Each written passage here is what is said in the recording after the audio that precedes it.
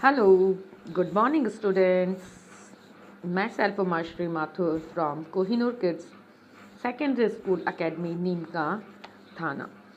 Dear students, in Social Studies Part History, we completed our chapter first and second, and now today we will read and discuss about chapter third from gathering to growing food. Dear students, in part history, our past part first, we studied in our previous chapters how do we know about history and on the trail of the earliest people, and now we will read and discuss about from gathering to growing food. We completed chapter first, what, where, how, and when, and chapter second also on the trail of the earliest people. And today we will read from gathering to growing food chapter third. जैसा कि हमने हमारे history वाले जो section है, segment है history का, हमारे सोशल स्टडी में हिस्ट्री जो सेगमेंट है उसमें से हमने हमारे चैप्टर फर्स्ट और चैप्टर सेकंड जो है कंप्लीट कर लिए अबाउट हिस्ट्री के बारे में. और आज जो है हम हमारा chapter third from gathering to growing food chapter third है वो स्टार्ट करने जा रहे हैं. इसका मीन्स होता है संग्रह से. गैदरिंग का मतलब होता है संग्रह से, और ग्रोइंग फूड यानी फूड के उत्पादन तक. इट मीन्स इसका मतलब होता है संग्रह से उत्पादन तक. कैसे हम अर्ली ह्यूमन है वो पहले गैदरिंग करते थे और कैसे उनको नॉलेज हुआ और वो फूड को ग्रो करने लगे. हमारा चैप्टर इसी बारे में ज़्यादा है.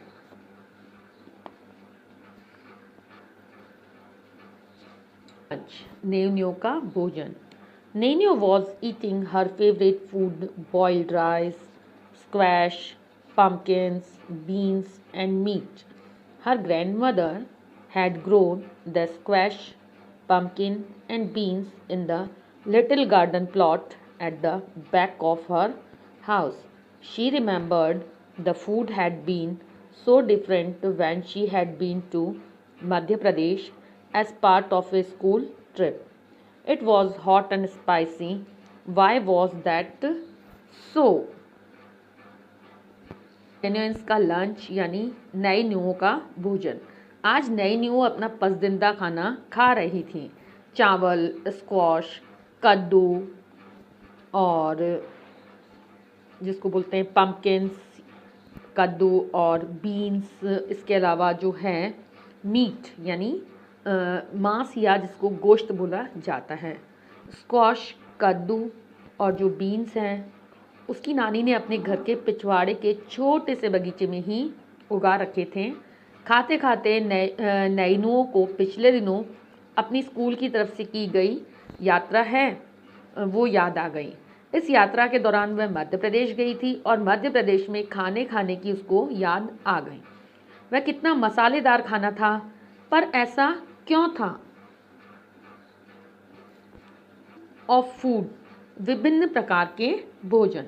Today, most of our food, such as fruits, vegetables, grain, milk, and meat, comes from plants that are grown and animals that are reared. Different plants grow in different conditions. Rice, for example, requires more water than wheat and barley. This explains why farmers grow some crops in some areas and not in other areas. Different animals to prefer different environments. For instance, sheep and goat can survive more easily than cattle in dry, hilly environments. But as you saw in chapter 2, women and men did not always produce their own food. जैसा कि आप जानते हैं कि आज जो है हमें अपना भोजन है और भोजन का जो अधिकांश जो भाग है वो हमें उगाई गई फसलों और पाले हुए पशुओं से मिलता है। अलग अलग जो फसलें होती हैं उनको उगाने के लिए अलग अलग तरह की जो है एनवायरनमेंट यानी कंडीशंस चाहिए होती हैं। जैसे एग्ज़ाम्पल के लिए राइस हैं, इसको जो है बहुत ज़्यादा पानी चाहिए होता है वीट और बार्ले की तुलना में, यानी कि जो गेहूँ और जौ की तुलना में धान यानी चावल की जो फसल होती है उसको पानी की ज़्यादा ज़रूरत होती है।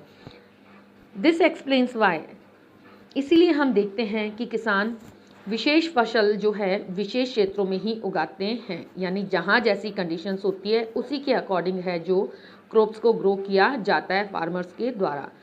इसके अलावा पशुओं को भी अपने अनुकूल वातावरण की आवश्यकता होती है। आप जानते हैं कि जो डिफरेंट टाइप के जो एनिमल्स होते हैं वो डिफरेंट डिफरेंट रीज़न से होते हैं और जो एनवायरनमेंट के अकॉर्डिंग ही वो जो हैं अपना जो एडाप्टेशन कर पाते हैं, यानी वातावरण की अनुकूलता के अनुसार ही जो है एनिमल्स क्रॉप्स ये जो हैं किसी पर्टिकुलर क्षेत्र में होते हैं।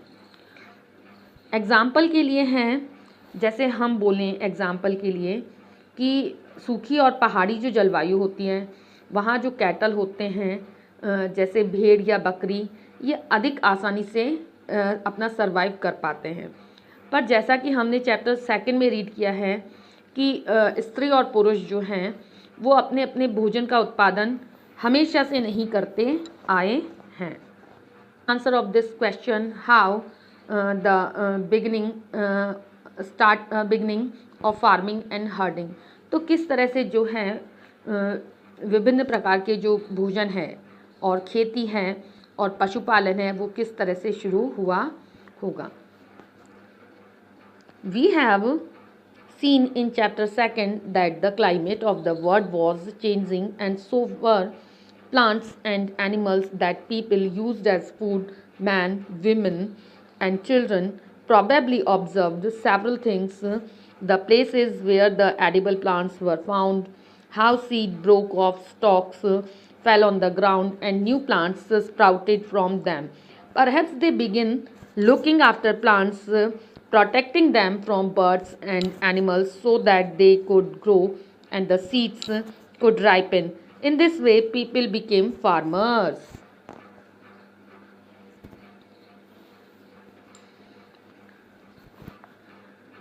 आज हम अपने भोजन का अधिकांश जो हिस्सा है आप जानते हैं कि हमें जो प्लांट से और जो है एनिमल से मिलता है।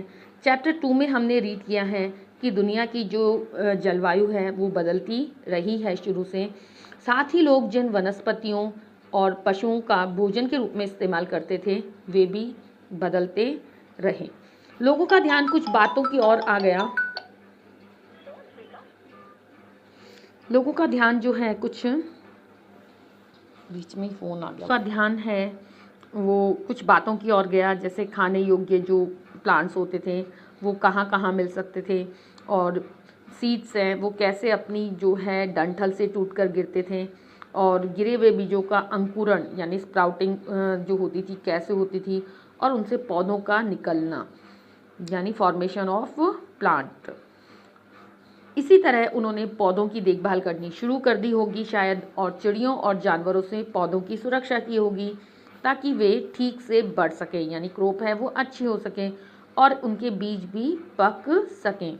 इस प्रकार धीरे धीरे वे शायद कृषक बन गए होंगे और उन्होंने जो है स्टार्टिंग कर दिया होगा फार्मिंग करना और हर्डिंग करना एनिमल्स को अपनी सुविधा के according. could also attracted them and then tame animals by leaving food for them near their shelters. The first animal to be tamed was the wild ancestor of the dog. Later people encouraged animals that were relatively gentle to come near the camps where they lived. These animals such as sheep, goat, cattle and also the pig lived in herds and most of them ate grass. Often people protected these animals from attacks by other wild animals. This is how they became herders. इसी तरह लोगों ने अपने अपने घरों के आसपास है चारा रखकर जानवरों को आकर्षित कर उन्हें पालतू बनाया होगा और सबसे पहले जिस जंगली जानवर को पालतू बनाया गया वह कुत्ते का जंगली पूर्वज था, यानी उसका जो एनेसेस्टर यानी कुत्ते का पूर्वज था। बाद में धीरे धीरे लोग भेड़, बकरी, गाय और सूअर जैसे जानवरों को अपने घरों के नज़दीक आने के लिए उत्साहित करने लगे, जैसे उनके लिए फूड आइटम वगैरह रख दिया करते थे, चारा वगैरह रख दिया करते थे। ऐसे जानवर जो झुंड में रहते थे और ज़्यादातर घास ही खाते थे। अक्सर लोग अन्य जंगली जानवरों, दूसरे जंगली जानवरों को भी आक्रमण से इनकी सुरक्षा किया करते थे, यानी कि जंगली जानवरों की सुरक्षा वो किया करते थे जब इनके ऊपर, जैसे कि जो भेड़, बकरी, गाय और सूअर जैसे जानवरों को जो वो अपने घरों के नज़दीक पाला करते थे या इकट्ठा किया करते थे झुंड में, ऐसे जानवरों पर जब दूसरे जंगली जानवर अटैक करते थे तो ये उनकी सुरक्षा करते थे और इस तरह धीरे धीरे वे शायद हर्डर्स यानी पशुपालक बन गए होंगे। Can you think of any reason why the dog was perhaps the first animal to be tamed? क्या आप सोच सकते हैं कि डॉग ही ऐसा एनिमल क्यों था शायद जिसको कि सबसे पहले टेम्ड किया गया, यानी जिसको सबसे पहले पालतू बनाया गया? तो डियर स्टूडेंट्स, हम इसके बारे में आंसर कर सकते हैं कि डॉग को जो सबसे पहले जो शायद इसीलिए टेम किया गया कि डॉग जो था वो बहुत ज़्यादा जो वाइज एनिमल था, बुद्धिमान पशु था और जो है वो उसकी जो स्मेलिंग जो पावर था यानी उसकी जो सूंघने की क्षमता थी वो भी बहुत ज़्यादा थी और इसके अलावा उसकी जो लर्निंग पावर थी यानी कि उसकी जो सीखने की क्षमता थी वो बहुत ज़्यादा थी और इसी वजह से शायद जो है अर्ली ह्यूमन ने जो है डॉग को सबसे पहले टेम किया होगा। Domestication Domestication is the name given to the process in which people grow plants and look after animals. Very often, plants and animals that are tended by people become different from wild plants and animals. लोगों द्वारा जो है पौधे उगाने और जानवरों की देखभाल करने को बसने की प्रक्रिया का नाम दिया गया, यानी कि वो सेटलर्स बन गए। जिन पौधों को उन्होंने अपनाया, ये पौधे और जानवर अक्सर जंगली पौधों और जानवरों से बिल्कुल अलग हुआ करते थे। This is because people select plants and animals for domestication. इसकी वजह यह थी कि बसने की जो प्रक्रिया थी उसकी दिशा में अपनाए गए पौधों या जानवरों का लोग चयन किया करते हैं। उदाहरण के तौर पर For example, they select those plants and animals that are not prone to disease. They also select plants that yield large size grain and have strong stalks capable of bearing the weight of the ripe grain. Seeds from selected plants are preserved and sown to ensure that new plants and seeds will have the same qualities. इसकी वजह यह थी कि ये जो प्रक्रिया थी और इसकी तरफ जो अपनाए गए जो कदम थे वो थे कि पौधों या जानवरों का लोग चयन किया करते थे। उदाहरण के तौर पर लोग उन्हीं पौधों को तथा जानवरों का चयन करते थे जिनके बीमार होने की संभावना कम हो, यानी स्वस्थ पौधों का। और इसके अलावा जो है उन्हीं पौधों का चयन करते थे जिनसे बड़े दाने वाले अनाज पैदा होते थे, साथ ही जिनकी मजबूत जो डालियाँ थी वो अनाज के पके हुए दानों के भार को संभाल सके और ऐसे पौधों के बीजों को संभाल कर रखा जाता था ताकि फिर से उगाने के लिए उनके गुण हैं वो सुरक्षित रह सके। इट मीन्स वापस उनसे जो है न्यू प्लांट ग्रो हो सके।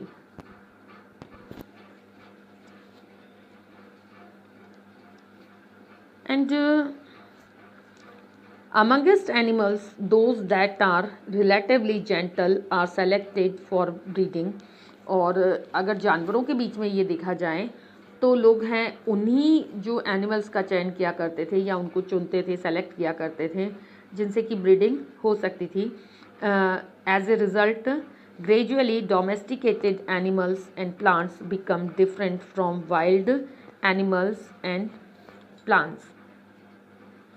ये जो पाले गए जानवर जो होते थे और जो कृषि के लिए अपनाए गए जो पौधे होते थे, जंगली जानवरों और पौधों से धीरे धीरे अलग होते गए, क्योंकि इनको जो है लोगों ने है टेम किया और इनको रियर किया और इस तरह से ये वाइल्ड से डोमेस्टिक हो गए।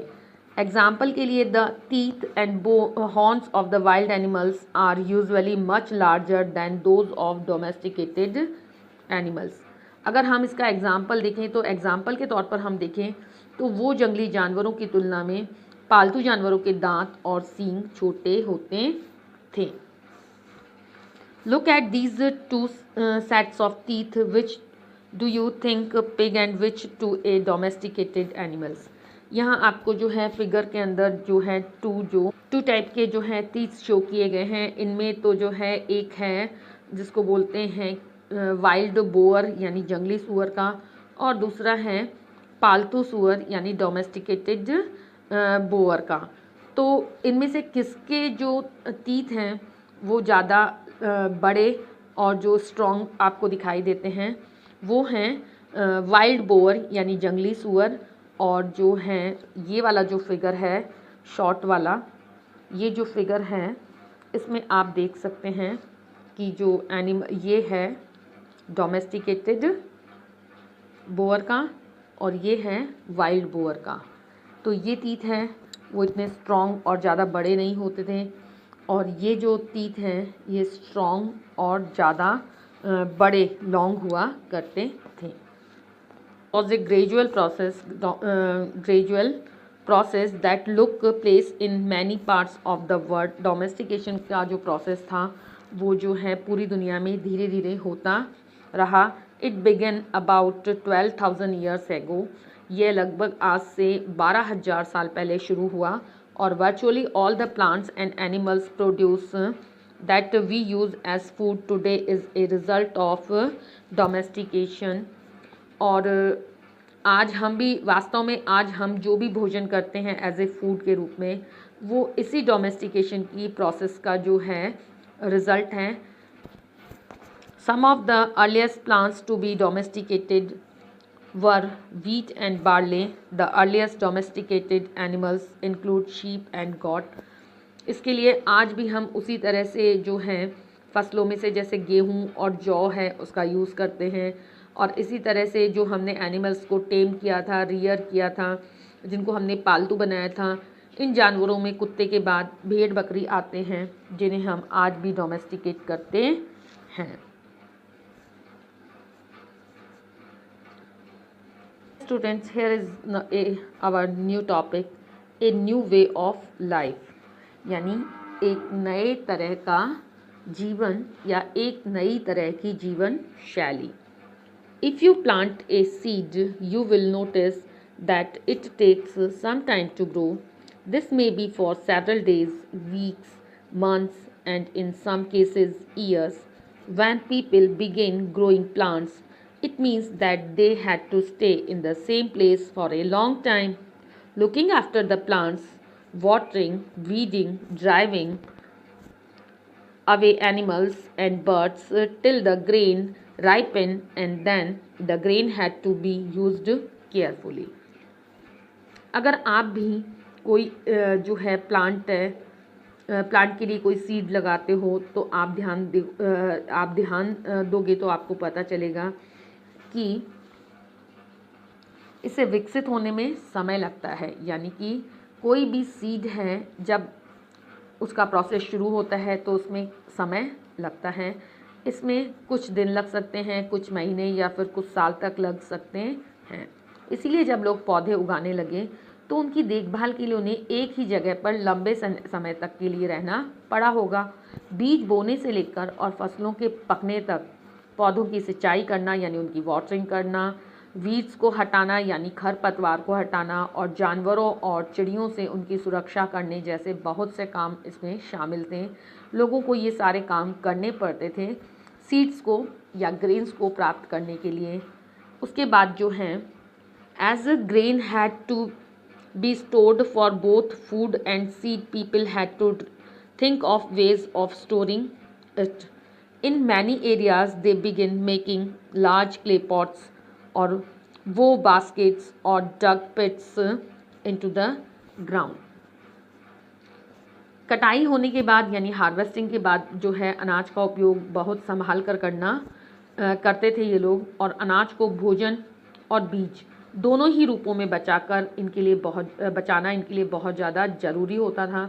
लिए लोगों को इनको स्टोर करने की बात सोचनी पड़ी।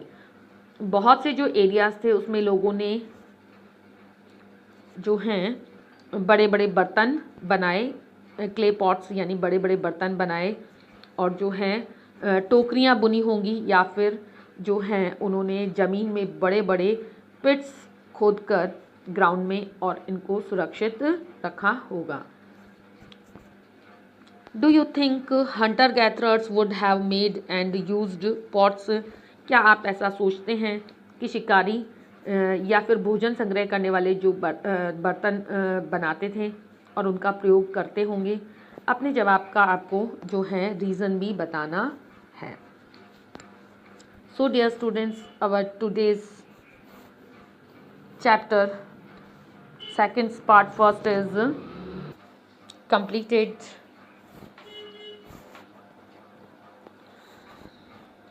My lesson plan and have a good day. Thank you.